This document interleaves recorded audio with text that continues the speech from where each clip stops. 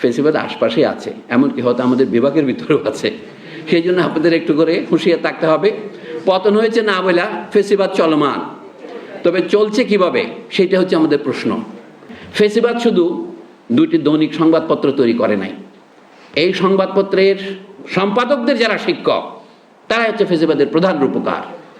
কিন্তু আমাদের দেশে অনেক বড় বড় সাংবাদিক এখন দেখি যে গত রেজিমকে ফ্যাসিস্ট বলা যাবে না, তারা ফ্যাসিস্ট বলতে রাজি নন।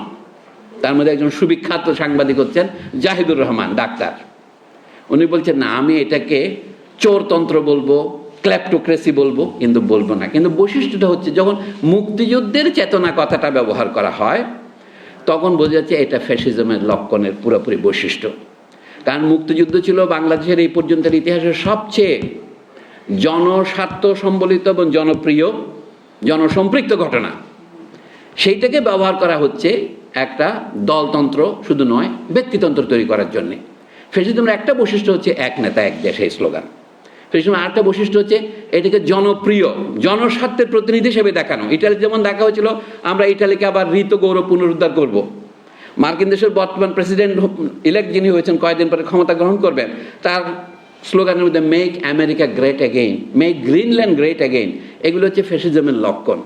ওদের ফ্যাসিজমটা সারা পৃথিবীতে অনুরণন তৈরি করে, আমাদের ফ্যাসিজম আমাদের দেশের ভিতরে সীমিত থাকে। কিন্তু আমরা একটা খারাপ উদাহরণ স্থাপন করি, এটা অন্যরা অনুসরণ করবে।